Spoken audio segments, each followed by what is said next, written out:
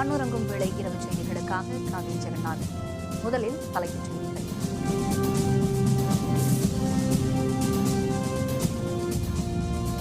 சரக்கு வாகனங்களில் மக்களை அழைத்துச் செல்லக்கூடாது. தலைமை தேர்தல் அலுவலர் ராஜேஷ் லக்கானி உத்தரவு. தமிழக சட்டப்பேரவை தேர்தலில் பண விநியோகத்தை தடுக்க வேண்டும். தேர்தல் ஆணையரிடம் திமுக காங்கிரஸ் புகார்.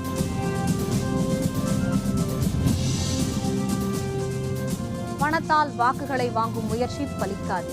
டாக்டர் பாரிவேந்தர் பேச்சு. தேர்தலில் போட்டியிடுவதில்லை என்ற முடிவில் மாற்றமில்லை. வைகோ உறுதி. லாரிகள் உள்பட சரக்கு வாகனங்களில் ஆட்களை ஏற்றிச் செல்வதற்கு அரசியல் கட்சிகளுக்கு தடை விதிக்கப்பட்டுள்ளதாக தமிழக தலைமை தேர்தல் அலுவலர் ராஜேஷ் லக்கானி தெரிவித்துள்ளார். இது பற்றிய விரிவான தகவல்களை தருகிறார் நமது செய்தியாளர் சையத்.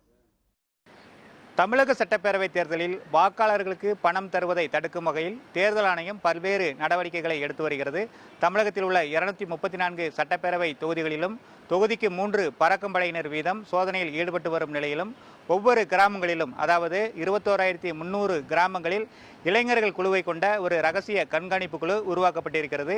இந்த குழுவினர் தரும் தகவல்களின் அடிப்படையில் பல்வேறு சோதனைகள் நடத்தப்பட்டு வருவதாக குறிப்பிடப்படுகிறது.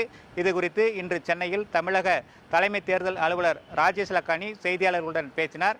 அப்போது அவர் குறிப்பிடும்போது, பண பதுக்கல் தொடர்பாக பொதுமக்கள் தகவல்கள் தரும் வகையில் வருமான வரித்துறையினருக்கு நேரடியான தகவல் தரும் வகையில் 1800-425-6669 என்ற இலவச தொலைபேசி எண்ணையும் அவர் அறிவித்திருக்கிறார். இந்த தொலைபேசியின் மூலமாக நேரடியாக தொடர்பு கொண்டால் வருமான வரித்துறையினர் சோதனையில் ஈடுபடுவார்கள் என்றும் அவர் குறிப்பிட்டிருக்கிறார். தேர்தல் பிரச்சாரத்திற்காக மக்களை சரக்கு வாகனங்களை அழைத்து செல்வதாக சென்னை உயர்நீதிமன்றத்தில் ஒரு வழக்கு தொடரப்பட்டிருந்தது. இது தொடர்பாக விளக்கம் அளித்த தேர்தல் அலுவலர் ராஜேஷ் லக்கானி, குறிப்பாக சரக்கு வாகனங்களில் வாக்காளர்களை அழைத்து சென்றால் அவர்களுக்கு மோட்டார் வாகன சட்டத்தின்படி கடுமையான நடவடிக்கை எடுக்கப்படும் என்றும் குறிப்பிட்டிருக்கிறார். அதேபோல வருகின்ற 29ஆம் தேதி திருத்தப்பட்ட வாக்காளர் பட்டியல் வெளியிடப்பட இருப்பதாகவும் அவர் குறிப்பிட்டிருக்கிறார். வேந்தர் செய்திகளுக்காக சென்னை தலைமைச் செயலகத்திலிருந்து ஒளிப்பதிவாளர் மணிகண்டனுடன் செய்யது. தமிழக சட்டப்பேரவை தேர்தலில் பண விநியோகத்தை தடுக்க நடவடிக்கை எடுக்க வேண்டும் என்று வலியுறுத்தி தலைமை தேர்தல் ஆணையர் நஜீம் ஜைதியை சந்தித்து காங்கிரஸ், திமுக பிரதிநிதிகள் மனு அளித்துள்ளனர். தமிழக தேர்தலில் பணப்பட்டுவாடா மற்றும் அரசு அலுவலர்களை அதிமுக அரசு முறைகேடாக பயன்படுத்துவதாக திமுக மற்றும் காங்கிரஸ் சார்பில் புகார் மனு அளிக்கப்பட்டது. இந்த குழுவில் தமிழக காங்கிரஸ் மேலிட பொறுப்பாளர் குலாம் நபி ஆசாத், EVK இளங்கோவன் மற்றும் திமுக எம்பிக்கள் TR பாலு, கனிமொழி உள்ளிட்டோர் இடம்பெற்றிருந்தனர். தலைமை தேர்தல் ஆணையரை சந்தித்த பின்னர் செய்தியாளர்களுடன் பேசிய குலாம் நபி ஆசாத், மூத்த அலுவலர்களை அனுப்பி தமிழக தேர்தல் நியாயமாக நடப்பதை உறுதி செய்ய வேண்டும் என்று தலைமை தேர்தல் ஆணையரிடம் மனு அளித்ததாக தெரிவித்தார். Insofar as AIDMK is concerned, whenever we have had elections in Tamil Nadu, the AIDMK is always using huge amount of money and is always using the government machinery. So I requested the commission, and they should ensure that there is no misuse of government machinery and the money. கூத்தாநல்லூரை தலைமையிடமாக கொண்டு புதிய வருவாய் வட்டம் உருவாக்கப்படும் என்று திமுக தலைவர் மு கருணாநிதி குறிப்பிட்டார். திருவாரூர் சட்டப்பேரவை தொகுதியில் போட்டியிடும் கருணாநிதி இன்று தமக்காக வாக்கு கேட்டு கூத்தாநல்லூரில் தேர்தல் பிரச்சாரம் செய்தார். மக்களிடையே பேசிய கருணாநிதி, திமுகவின் தேர்தல் அறிக்கையில் கூறியுள்ளபடி திருத்துறைப்பூண்டியில் ஆவின் பால் நிலையம் உருவாக்கப்படும் என்று உறுதியளித்தார். கூத்தாநல்லூரை தலைமையிடமாக கொண்டு புதிய வருவாய் வட்டம் உருவாக்கப்பட வேண்டும் என்று பல நாட்களாக நீங்கள் கேட்டுக்கொண்டிருக்கின்றீர்கள். அது நிறைவேறப்போவதால் தூரத்தில் தெரியும். மன்னார்குடியில் பெரியார் சிலை அருகே திமுக வேட்பாளர் TRB ராஜாவுக்காகவும் வாக்கு கேட்டு கருணாநிதி பிரச்சாரம் செய்தார்.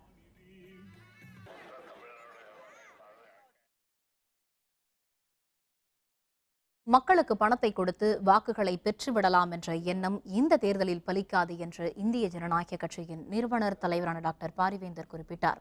பாரதிய ஜனதா கட்சி தலைமையிலான தேசிய ஜனநாயக கூட்டணியில் போட்டியிடும் இந்திய ஜனநாயக கட்சி வேட்பாளர்களை ஆதரித்து தமிழகத்தின் பல்வேறு மாவட்டங்களில் இந்திய ஜனநாயக கட்சியின் நிறுவனர் தலைவரான டாக்டர் பாரிவேந்தர் பிரச்சாரம் செய்து வருகிறார்.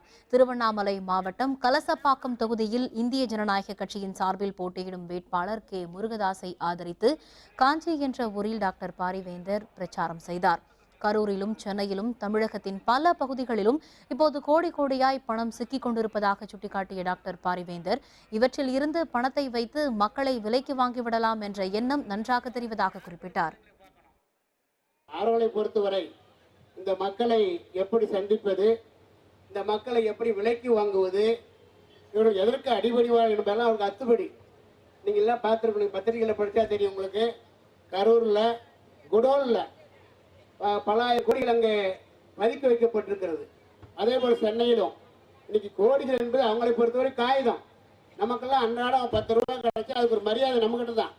அவர்களை பொறுத்தவரை இந்த நாட்டு மக்கள் எதையும் கண்டுகொள்ள மாட்டார்கள். அவர்களுக்கு வேண்டியதெல்லாம் இந்த இலவசங்கள். அந்த இலவசங்களை கொடுத்தால் அதன் மூலமாக எத்தகைய நிலையிலும் எந்த நிலையிலும் நமக்கு வாக்களிப்பார்கள் என்ற ஒரு எண்ணம் இருந்து கொண்டிருக்கிறது. காரணம் அப்படி நம்ம அடிமைப்படுத்தி வச்சிருக்கிறாங்க. மேலும் பேசுகையில் கடந்த 50 ஆண்டுகளாக மாறி மாறி திராவிட கட்சிகளே ஆட்சிக்கு வந்து கொண்டிருக்கின்றன என்று குறிப்பிட்ட டாக்டர் பாரிவேந்தர் மாற்றம் என்பதே இல்லாமல் போய்விட்டது என்றும் மாற்றமில்லாத நாடு அடிமை நாடுதான் என்றும் கூறினார். 1967க்கு பிறகு திராவிட கட்சிகள் தமிழ்நாட்டை இன்றைக்கு அடிமைப்படுத்தி விட்டார்கள்.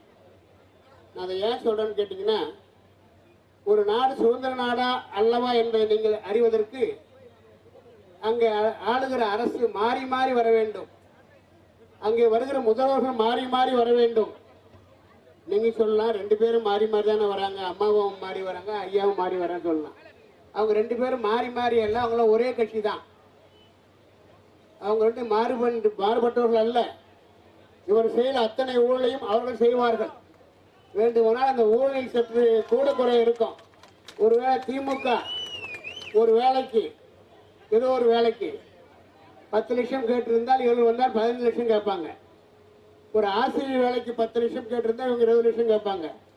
ஆக இவர்கள் 2 பேருக்கும் ஊழலை பொறுத்தவரை எந்த மாற்றமும் இல்லை என்பதை நீங்கள் நன்றாகவே அறிவீர்கள். நான் சொல்லி தெரிய வேண்டிய அவசியம் இல்லை. நீங்கள் அத்தனை பேரும் நிச்சயமாக அனுபவப்பட்டிருப்பீர்கள். ஆக இந்த ஊழல் கட்சிகளை ஊரெல்லாம் பேசுகிறார்களே, அதன் குறிப்பா இந்த தேர்தலில் எப்படியாவது இவர்களை வீட்டுக்கு அனுப்பிவிட வேண்டும், ஒரு மாற்றத்தை உருவாக்க வேண்டும். தமிழ்நாடு உண்மையிலேயே ரசிகர் மன்றங்களால் தான் ஆளப்படுகிறது என்றும் தமிழகத்தை சினிமா நாடு என்றே கூட குறிப்பிடலாம் என்றும் சங்கராபுரத்தில் நடைபெற்ற தேர்தல் பிரச்சார கூட்டத்தில் பேசிய டாக்டர் பாரிவேந்தர் குறிப்பிட்டார்.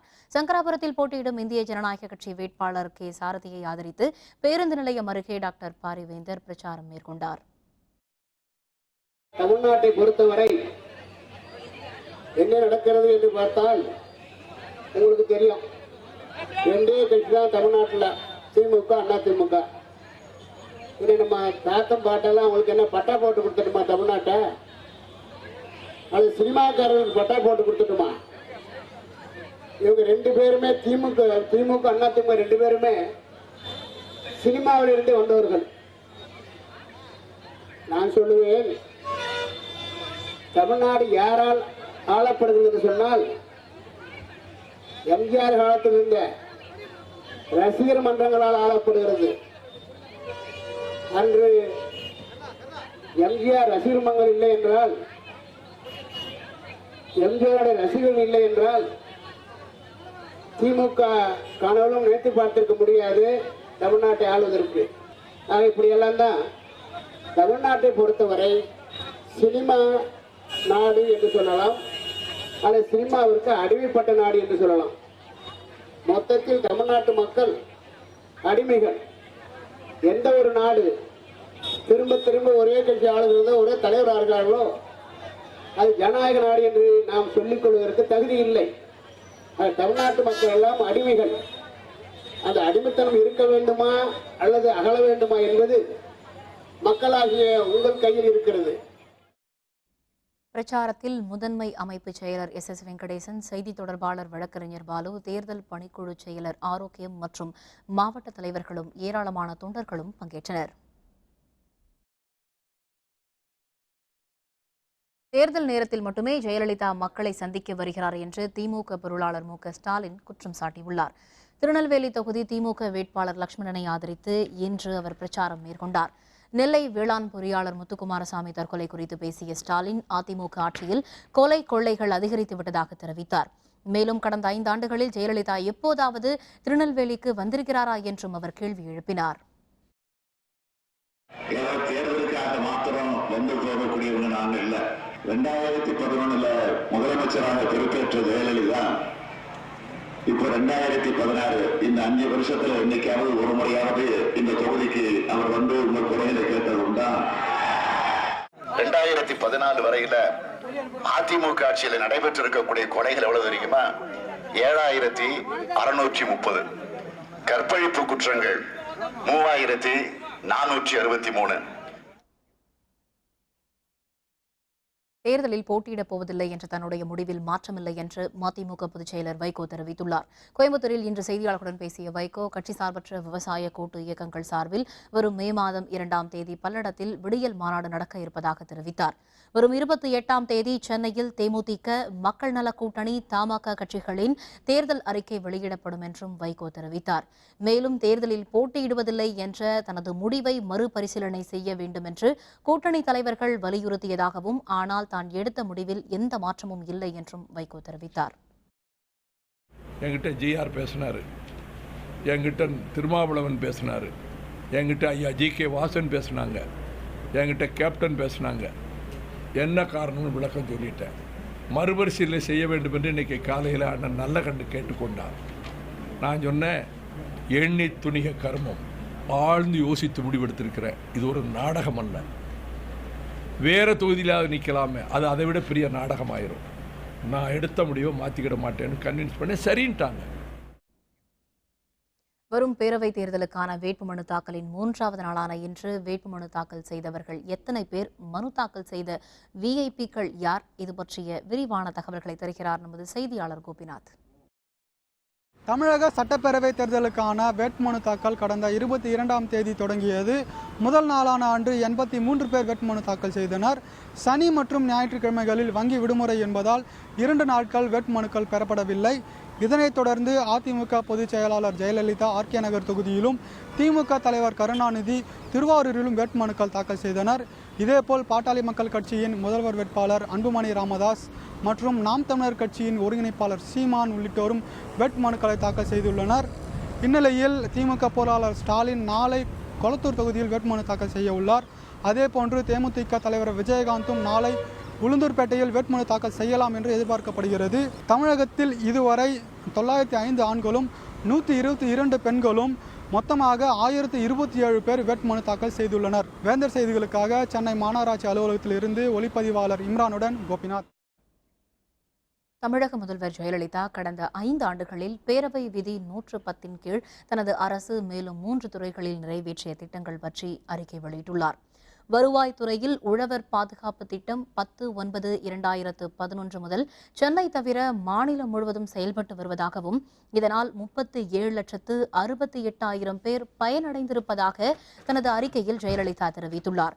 தொழிலாளர் மற்றும் வேலைவாய்ப்பு துறையில் தனியார் தொழில் பயிற்சி நிலையங்களில் 50% காலி பணியிடங்களை திறன் மேம்பாட்டிற்காக பயன்படுத்தி 30,694 மாணவர்களை பயனடைய செய்துள்ளதாக அவர் குறிப்பிட்டுள்ளார். தகவல் தொழில்நுட்பவியல் துறையில் தமிழ்நாடு அரசு கேபிள் நிறுவனம் அதன் ஒளிபரப்பை துவக்கி மாதம் ₹70 கட்டணத்தில் 70,52,000 பேருக்கு 90 முதல் 100 சேனல்களை வழங்கி வருவதாகவும் முதல்வர் ஜெயலலிதா குறிப்பிட்டுள்ளார். மாநிலங்களவைக்கு புதிதாக நியமிக்கப்பட்ட குத்துச்சண்டை வீராங்கனை மேரிகோம் உள்ளிட்டோர் இன்று எம்பிக்களாக பதவியேற்றுக் கொண்டனர். புதிய எம்பிக்களான சுப்பிரமணியன் சுவாமி, குத்துச்சண்டை வீராங்கனை மேரிகோம் உள்பட அனைவருக்கும் இன்று மாநிலங்களவைத் தலைவர் ஹமீத் அன்சாரி பதவிப் பிரமாணம் செய்து வைத்தார். டாக்டர் சுப்பிரமணியன் சுவாமி. தில்லியில் உள்ள தேசிய அருங்காட்சியகத்தில் நேரிட்ட தீ விபத்தில் அருங்காட்சியகம் முழுவதும் எரிந்து நாசமானது. பல மணி நேரம் போராடி வீரர்கள் தீயை கட்டுப்படுத்தினர். தில்லியில் உள்ள இந்திய தொழில் மற்றும் வர்த்தக கூட்டமைப்பிற்கு சொந்தமான கட்டடத்தின் 6வது தளத்தில் நேற்று திடீரென தீ விபத்து ஏற்பட்டது. உடனடியாக 40க்கும் அதிகமான வாகனங்களில் அங்கு விரைந்த தீயணைப்பு வீரர்கள் தீயை அணைக்கும் முயற்சியில் ஈடுபட்டனர். இந்த தீ விபத்தால் அந்த கட்டடத்தில் அமைந்திருக்கும் தேசிய அருங்காட்சியகம் முற்றிலும் எரிந்து நாசமானது. தீ விபத்தில் அருகில் உள்ள உணவு பாதுகாப்பு கழக கட்டடம் உள்ளிட்ட பல்வேறு பகுதிகளும் பெரும் பாதிப்பிற்கு உள்ளாகின. தீ மற்ற தளங்களுக்கும் பரவியதால் முதலில் திணறிய வீரர்கள் பல மணி நேரம் போராடி தீயை கட்டுப்படுத்தினர். இதில் படுகாயமடைந்த 6 வீரர்கள் சிகிச்சைக்காக மருத்துவமனையில் அனுமதிக்கப்பட்டனர்.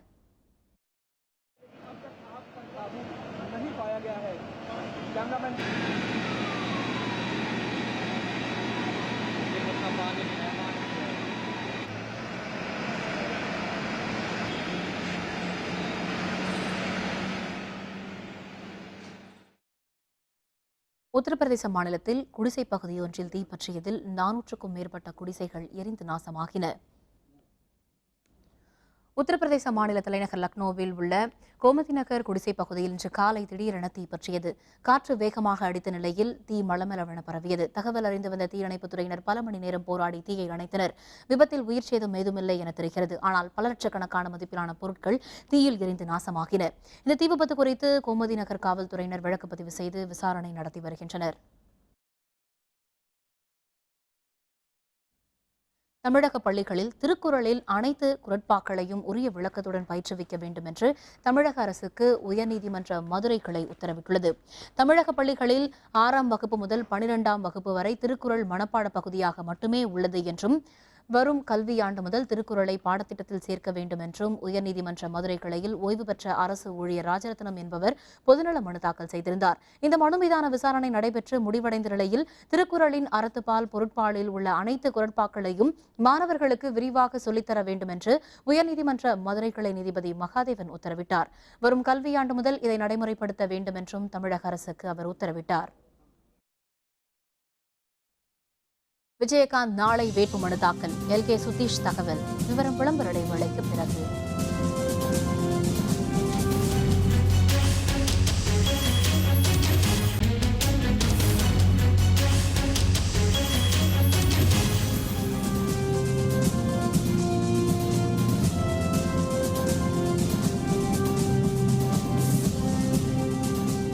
செய்திகள் தொடர்கின்றன. இந்திய ஜனநாயக கட்சியின் பெரம்பலூர் மாவட்ட தலைவர் சி அசோகன் கட்சியில் இருந்து நீக்கப்பட்டுள்ளதாக கட்சியின் நிறுவனர் தலைவர் டாக்டர் பாரிவேந்தர் அறிவித்துள்ளார். இதுபற்றி அறிவிப்பொன்றை வெளியிட்டுள்ள டாக்டர் பாரிவேந்தர், பெரம்பலூர் மாவட்ட இந்திய ஜனநாயக கட்சி வேட்பாளர் சி அசோகன் கட்சி விரோத நடவடிக்கைகளில் ஈடுபட்டு கட்சிக்கு அவப்பெயர் ஏற்படுத்தும் விதத்தில் நடந்து கொண்டதால் நீக்கப்பட்டுள்ளதாக தெரிவித்தார். மாவட்ட தலைவர் பொறுப்பில் இருந்தும் கட்சியின் அடிப்படை உறுப்பினர் பொறுப்பில் இருந்தும் அசோகன் நீக்கப்படுகிறார் என்று டாக்டர் பாரிவேந்தர் குறிப்பிட்டுள்ளார். தமிழகத்தின் பெரும்பாலான பகுதிகளை வெயில் சுட்டெரித்துக் கொண்டிருக்கிறது. கடும் வெப்பம் காரணமாக குழந்தைகளும் முதியவர்களும் வீட்டை விட்டு வெளியே வர முடியாத நிலை காணப்படுகிறது. இந்த நிலையில் அடுத்த 24 மணி நேரத்தில் வெப்பத்தின் தாக்கம் படிப்படியாக குறையும் என்று சென்னை வானிலை ஆய்வு மையம் தெரிவித்துள்ளது. இதுபற்றிய விரிவான தகவல்களை தருகிறார் நமது செய்தியாளர் புவனேஸ்வரி. தமிழகத்தில் கடந்த 2 நாட்களாக வெயிலின் அளவானது மிகவும் அதிகமாக இருந்தது. இதனால் மக்கள் கடும் பாதிப்பிற்கு ஆளாகி இருந்தனர். குறிப்பாக அதிகபட்சமாக 43 டிகிரி செல்சியஸ் வெயில் பதிவாகி இருந்தது. மேற்கு திசையிலிருந்து ஈரப்பதமான காற்று வீசாததால் இந்த வெயிலானது அதிகரித்திருந்ததாக ஏற்கனவே அறிவிக்கப்பட்டிருந்தது. சென்னையில் 2 நாளாக வெயில் அதிகமாக இருக்குது. இன்றைக்கி வெயில் கொஞ்சம் கம்மியாக இருக்குதுன்னு சொல்லியிருக்காங்க. இந்த வெயில்னால எங்கேயும் வெளியே போக முடியல, எங்கேயும் எதுவும் பண்ண முடியல. இன்றைக்கி கொஞ்சம் கம்மியாக இருக்குதுன்னு சொல்லியிருக்காங்க. இன்னும் மே மாதம் நினச்சாதான் எப்படி இருக்கும் என்னான்னு தெரில. ரொம்ப கஷ்டமாக இருக்குது வெயில்னால. பசங்க ரொம்ப அழுகுறாங்க, ரொம்ப வேர்க்குது பசங்களுக்கு. அதனால் காற்றே இல்லை, ரொம்ப வெயிலாக இருக்குது. தெற்கு மற்றும் தென்கிழக்கு பகுதியில் இருந்து ஈரப்பதமான காற்று வீச தொடங்கியுள்ளதாக வானிலை ஆய்வு மையம் தெரிவித்துள்ளது. இதன் காரணமாக இனி வரும் 24 மணி நேரத்திற்கு படிப்படியாக வெயிலின் அளவானது தமிழகத்தில் குறையும் என்று வானிலை ஆய்வு மையம் தெரிவித்துள்ளது. அதே போன்று தென் மாவட்டங்களிலுமே வெயிலின் தாக்கமானது அதிகமாக இருந்தது என்றே சொல்லலாம். இந்த ஈரப்பதமான காற்றினால் தென் மாவட்டங்களிலும் வெயிலானது படிப்படியாக குறையும் என்று எதிர்பார்க்கப்படுகிறது. வேந்தர் செய்திகளுக்காக சென்னை அண்ணா சாலையிலிருந்து ஒளிப்பதிவாளர் கார்த்திக்குடன் புவனேஸ்வரி. சென்னையில் 406 வாக்குச்சாவடிகள் பதற்றமானவை என கண்டறியப்பட்டுள்ளதால் அங்கு பாதுகாப்பை அதிகரிக்க நடவடிக்கை மேற்கொள்ளப்படும் என சென்னை மாநகராட்சி ஆணையரும் மாவட்ட தேர்தல் அலுவலருமான சந்திரமோகன் தெரிவித்துள்ளார். சென்னை எழும்பூரில் முதியோருக்கு வாக்காளர் அடையாள அட்டை வழங்கும் நிகழ்ச்சி நடைபெற்றது. இதில் பங்கேற்ற சந்திரமோகன் பின்னர் செய்தியாளர்களுடன் பேசினார். அப்போது சென்னையில் உரிய ஆவணங்கள் இன்றி கொண்டு செல்லப்பட்ட 7,70,00,000 பணம் பறிமுதல் செய்யப்பட்டுள்ளதாக தெரிவித்தார். சென்னை மாவட்டத்திற்குட்பட்ட தொகுதிகளில் இதுவரை 42 பேர் வேட்புமனு தாக்கல் செய்துள்ளதாக கூறிய சந்திரமோகன், பதற்றமான 406 வாக்குச்சாவடிகளில் பாதுகாப்பு அதிகரிக்கப்படும் என்று தெரிவித்தார். 406 வாக்குச்சாவடிகள் வல்னரபிள் என கிளாசிஃபை பண்ணுறதுக்கான ஏற்பாடு நடந்துட்டு இருக்கின்றது. அந்த ஏரியாவில் இருக்கின்ற கிரிமினல் ப்ரொசீஜர் கோடில் செக்ஷன்ஸ் படி பைண்ட் ஓவர் பண்ணியிருக்கின்றோம். இது இல்லாமல் நான் பெயிலபிள் வாரண்ட்ஸ் எல்லாமே எக்ஸிக்யூட் பண்ணியிருக்கின்றோம். இந்த ஏரியாஸில் போலீஸ் ஏரியா டாமினேஷன் ஒர்க்ஸ் பண்ணிட்டு இருக்கிறாங்க. தேர்தல் அறிக்கையை கூட வெளியிட முடியாத ஒரு ஆட்சி தமிழகத்தில் நடைபெற்று வருவதாக திமுக முன்னாள் அமைச்சர் ஆ. ராசா குற்றம் சாட்டியுள்ளார். பெரம்பலூர் புதிய பேருந்து நிலையம் அருகே ஒரு தனியார் திருமண மண்டபத்தில் திமுக செயல் வீரர்கள் கூட்டம் மற்றும் தொகுதி வேட்பாளர் அறிமுக கூட்டம் நடைபெற்றது. அதில் பெரம்பலூர் சட்டப்பேரவை தொகுதி திமுக கூட்டணி வேட்பாளரான சமூக சமத்துவப்படை தலைவர் சிவகாமியை முன்னாள் மத்திய அமைச்சர் ஆ. ராசா அறிமுகப்படுத்தி பேசினார். தமிழகத்தில் முடங்கி போன ஒரு ஆட்சி நடைபெறுகிறது. சட்டப்பேரவை உறுப்பினர்கள், நாடாளுமன்ற உறுப்பினர்கள் மக்களை சந்திக்க முடியாத ஒரு ஆட்சி நடைபெறுகிறது என ஆ. ராசா அப்போது குற்றம் சாட்டினார். தமிழ்நாட்டில் ஒரு முடங்கி போன ஆட்சி, தேர்தல் அறிக்கை கொடுக்க முடியாத ஒரு ஆட்சி, சட்டமன்ற உறுப்பினர்கள், நாடாளுமன்ற உறுப்பினர்கள் மக்களை சந்திக்க முடியவில்லை. இவ்வளவு பெரிய வெள்ளத்தில் ஒரே ஒரு மந்திரி கடலூரில் தந்தானா, சென்னையில் தந்தானா, நாகர்கோவில் தந்தானா, பயந்து பாண்டிச்சேரியில் தண்ணி கொண்டு பார்த்துட்டு ஓடிட்டு கொடுவே இந்த அரசாங்கத்தை பார்க்க முடியுமா? வரும் பேரவை தேர்தல் பணம் கொடுத்து ஓட்டு வாங்கி வெற்றி பெற நினைக்கும் அரசியல் கட்சிகளுக்கு பாடமாக அமையும் என்று இந்திய கம்யூனிஸ்ட் கட்சியின் தேசிய குழு உறுப்பினர் சி. மகேந்திரன் தெரிவித்துள்ளார். புதுக்கோட்டை மாவட்டத்தில் உள்ள 6 சட்டப்பேரவை தொகுதிகளிலும் போட்டியிடும் மக்கள் நல கூட்டணி வேட்பாளர்களுக்கு ஆதரவாக பிரச்சாரம் மேற்கொண்டு வரும் அவர் செய்தியாளர்களுடன் பேசினார். அப்போது பேசிய மகேந்திரன், பணத்தை கொடுத்து வாக்குகளை வாங்கலாம் என சில கட்சிகள் கருதுவதாகவும், இந்த தேர்தலில் பணத்திற்கு மக்கள் பலியாக மாட்டார்கள் என்றும் மகேந்திரன் தெரிவித்தார். கடந்த காலத்தில் அடித்த கொள்ளை பணத்தை வைத்து லஞ்சம் கொடுத்து ஓட்டு வாங்கி விடலாம் என்கின்ற நிலைமைகளில் நம்முடைய மாநில அரசாங்கம், அதை ஆளும் கட்சி, அதே போல ஆதிக்க கட்சிகள் இவையெல்லாம் முயற்சி செய்து கொண்டிருக்கிறது. இந்த தேர்தல் என்பது பணம் கொடுத்து காசு வாங்கி வெற்றி பெற்று விடலாம் என்று சொல்லக்கூடிய அரசியல் கட்சிகளுக்கு மிக மோசமான ஒரு பாடத்தை புகட்டக்கூடிய ஒரு தேர்தலாக இந்த தேர்தல் அமையும். கடலூர் தொகுதியில் நாம் தமிழர் கட்சியின் ஒருங்கிணைப்பாளர் சீமான் இன்று வேட்புமனு தாக்கல் செய்தார். வரும் பேரவை தேர்தலில் நாம் தமிழர் கட்சி தமிழகத்தின் 234 தொகுதிகளிலும் தனித்து போட்டியிடுகிறது. அதன் ஒருங்கிணைப்பாளர் சீமான் கடலூர் தொகுதியில் போட்டியிடுவதாக அறிவிக்கப்பட்டிருந்தது. இந்த நிலையில் கடலூர் கோட்டாட்சியர் அலுவலகத்தில் தேர்தல் அலுவலர் உமா மகேஸ்வரியிடம் சீமான் வேட்புமனு தாக்கல் செய்தார். மாற்று வேட்பாளராக சீமானின் மனைவி கயல்விழியும் மனு தாக்கல் செய்தார். பின்னர் செய்தியாளர்களுடன் பேசிய சீமான், திமுக, அதிமுக ஆகிய 2 கட்சிகளும் பணபலத்தை நம்பி போட்டியிடுவதாகவும், அதனை தடுக்க தேர்தல் ஆணையம் நடவடிக்கை எடுக்க வேண்டும் என்றும், பணத்தை பெறாமல் வாக்களிப்பதை ஊக்குவிக்க வேண்டும் என்றும் தெரிவித்தார். இந்த 2 பெரும் கட்சிகளுமே தத்துவத்தை சாக விட்டுருச்சு, கொள்கையை கொன்றுச்சு. அப்படிங்கும்போது பணம் தான், பணத்தை நம்பி தான் தேர்தலை எதிர்கொள்ளும். எங்களை மாதிரி தெரு தெருவாக போய் வீடு வீடாக போய் மக்களை சந்தித்து நாங்கள் வச்சுருக்கிற கருத்தை, தத்துவத்தை வந்தால் என்ன செய்ய போகிறோங்கிறத பேசாது. அதனால் பணத்தை நம்பி தான் தேர்தலில் நிற்கும். அதை தேர்தல் ஆணையம் தடுக்கணும். பணம் இல்லாமல் தேர்தலை நடத்தி தூய ஜனநாயகத்தை மலர வைக்கணுங்கிறதுல கூடுதல் கவனம் எடுக்கணுங்கிறது தான் நம்ம கோரிக்கை. நாகை மாவட்டம் மயிலாடுதுறை தொகுதியில் திமுக வேட்பாளர் வேட்புமனு தாக்கல் செய்தபோது திமுக தொண்டர்களுக்கும் காவல்துறையினருக்கும் இடையே தள்ளுமுள்ளு ஏற்பட்டது. மயிலாடுதுறை திமுக வேட்பாளர் அன்பழகன் தனது ஆதரவாளர்களுடன் இன்று வேட்புமனு தாக்கல் செய்ய சென்றார். அப்போது விதிமுறையை மீறி திமுகவினர் கோட்டாட்சியர் அலுவலகத்திற்கு ஊர்வலமாக செல்ல முயன்றனர். அவர்களை 100 மீட்டர் தொலைவில் காவல்துறையினர் தடுத்து நிறுத்தியபோது இருதரப்பினருக்கும் இடையே தள்ளுமுள்ளு ஏற்பட்டது. தடையை மீறி கோட்டாட்சியர் அலுவலக வாசலில் திமுகவினர் திரண்டனர். அதுபோல வேட்பாளருடன் 4 பேர் மட்டுமே வர வேண்டும் என்ற விதியை மீறி அன்பழகன் 8 பேருடன் மனு தாக்கல் செய்தார். இது தொடர்பாக திமுகவினர் மீது நடவடிக்கை எடுக்க வேண்டும் என பல்வேறு அரசியல் கட்சியினர் கோரிக்கை விடுத்துள்ளனர்.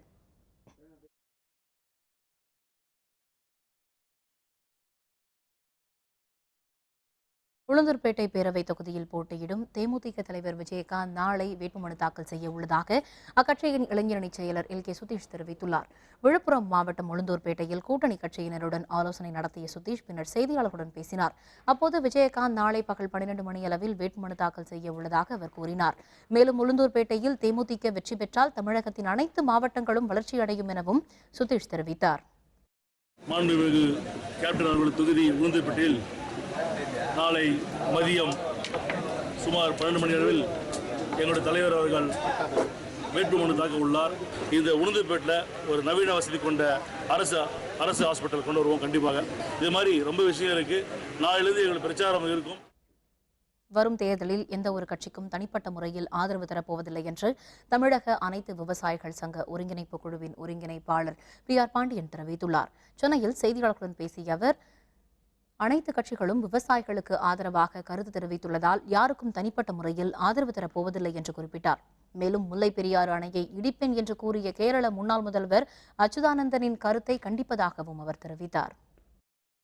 இன்றைய தேர்தல் என்பது நம்மளுடைய போராட்டத்தால் அரசியல் கட்சிகளை விவசாயிகளுடைய பிரச்சனைக்கு முன்னிலைப்படுத்தி தேர்தல் அறிக்கைகள் வெளியிட்டுக் கொண்டிருக்கிற பொழுது ஒரு கட்சிக்கு எதிராக ஒரு கட்சிக்கு ஆதரவான நிலை எடுப்பது என்பது துளியும் இன்றைக்கு இருக்கிற சூழலில் விவசாய அமைப்புகளுக்கு அது இடம் தராது, அது பொருந்தாது என்று நாங்கள் முடிவெடுத்திருக்கிறோம். உளுந்தூர்பேட்டை பேரவை தொகுதியில் போட்டியிடும் இந்திய ஜனநாயக கட்சி வேட்பாளர் சபா ராஜேந்திரன் இன்று தனது வேட்புமனுவை தாக்கல் செய்தார். விழுப்புரம் மாவட்டம் உளுந்தூர்பேட்டை தொகுதியில் இந்திய ஜனநாயக கட்சி சார்பில் போட்டியிடும் வேட்பாளர் சபா ராஜேந்திரன் வட்டாட்சியர் அலுவலகத்தில் தேர்தல் அலுவலர் முகுந்தனிடம் வேட்புமனுவை தாக்கல் செய்தார். கட்சியின் முதன்மை அமைப்புச் செயலர் SS வெங்கடேசன், மாநில தேர்தல் பணிக்குழு செயலர் ஆரோக்கியம், பாரதிய ஜனதா மாநில பொதுக்குழு உறுப்பினர் அருள் உள்பட பலர் உடனிருந்தனர். முன்னதாக IJK தேர்தல் அலுவலகத்தை SS வெங்கடேசன் திறந்து வைத்தார். சேலம் மாவட்டம் வீரபாண்டி தொகுதி இந்திய ஜனநாயக கட்சி வேட்பாளர் மோகன்குமார் இன்று தனது வேட்புமனுவை தாக்கல் செய்தார். முன்னதாக பாரதிய ஜனதா மற்றும் இந்திய ஜனநாயக கட்சியின் நிர்வாகிகள் மற்றும் தொண்டர்கள் திரளானோர் ஊர்வலமாக வந்தனர். வீரபாண்டி சட்டப்பேரவை தொகுதிக்கான தேர்தல் அலுவலர் மூர்த்தியிடம் அவர் தனது மனுவை தாக்கல் செய்தார். அப்போது மாநில அமைப்புச் செயலர் வரதராஜன், மாநில மகளிரணி தலைவி அமுதா ராஜேஸ்வரன் மற்றும் பாரதிய ஜனதா நிர்வாகிகளும் உடனிருந்தனர். சீர்காழியை அடுத்த வைத்தீஸ்வரன் கோவிலில் நகரத்தார் இன்று குலதெய்வ வழிபாடு நடத்தினர். இதில் பல்வேறு மாவட்டங்களைச் சேர்ந்த திரளான பக்தர்கள் பாத யாத்திரையாக வந்து சுவாமி தரிசனம் செய்தனர். நாகப்பட்டினம் மாவட்டத்தில் உள்ள வைத்தீஸ்வரன் கோவிலில் அருள்மிகு தையல் நாயகி சமேத வைத்தியநாத சுவாமி கோவில் உள்ளது. நவகிரகங்களில் செவ்வாய்த்தலமாக உள்ள இந்த கோவிலில் இருக்கும் சுவாமியை அம்மனையும் புதுக்கோட்டை மற்றும் சிவகங்கை மாவட்டங்களில் 96 ஊர்களைச் சேர்ந்த நகரத்தார் குலதெய்வமாக வழிபடுகின்றனர். ஆண்டுதோறும் பங்குனி மாதம் விரதமிருந்து சித்திரை மாதம் முதல் வாரம் பாத யாத்திரையாக புறப்பட்டு 2வது வாரம் வைத்தீஸ்வரன் கோவிலுக்கு வந்து அவர்கள் சுவாமி தரிசனம் செய்வது வழக்கம். இந்த ஆண்டும் பாத யாத்திரையாக வந்த ஆயிரக்கணக்கான நகரத்தார் இன்று காலை வைத்தீஸ்வரன் கோவிலில் குலதெய்வ வழிபாடு நடத்தினர். கிட்டத்தட்ட 8 வருஷமாக வந்துட்டு இருக்கோம். பிள்ளைங்களோட படிப்புக்காண்டியும் எங்களோட குடும்ப நலத்துக்காண்டியும் நடந்து வந்துருக்கு. இந்த தையல்நாயகி அம்மன் மேலே பரிபூரணமான நம்பிக்கை வச்சிருக்கிறதுனால தொடர்ந்து வந்துட்டு இருக்கோம். ஹைதராபாத் புனே அணிகள் மோதும் ஆட்டம் மழை காரணமாக தாமதமாக தொடக்கம். விவரம் விளம்பர இடைவேளைக்கு பிறகு.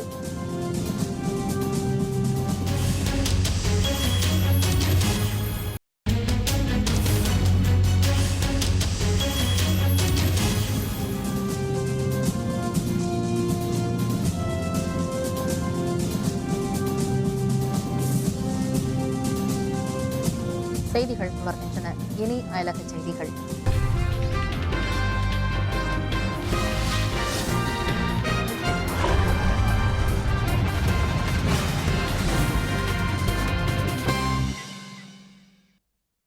பிரான்ஸ் நாட்டில் பல்வேறு கோரிக்கைகளை வலியுறுத்தி ரயில்வே ஊழியர்கள் நடத்திய நாடு தழுவிய வேலைநிறுத்தத்தால் ரயில் சேவைகள் முடங்கின. பிரான்ஸ் நாட்டு ரயில்வே தொழிற்சங்கங்கள் ரயில்வே ஊழியர்களுக்கு தேசிய அளவிலான புதிய ஒப்பந்தம் வேண்டும், பணிச்சூழலை மாற்ற வேண்டும் என வலியுறுத்தி வருகின்றன. இவை தொடர்பாக பிரான்ஸ் நாடு முழுவதும் இன்று ரயில்வே ஊழியர்கள் வேலைநிறுத்தத்தில் இறங்கினர். இதனால் அதிவேக ரயில் சேவை கடும் பாதிப்படைந்தது. ரயில் நிலையங்களில் பல ஆயிரம் பயணிகள் தவிக்கும் நிலை ஏற்பட்டது. பிரான்ஸ் நாட்டில் ஈரோ கோப்பை கால்பந்து போட்டிகள் நடக்க இருக்கும் தருணத்தில் அப்போதும் இதுபோன்ற ரயில் வேலைநிறுத்தம் நடைபெறும் என தொழிற்சங்கங்கள் எச்சரித்துள்ளன.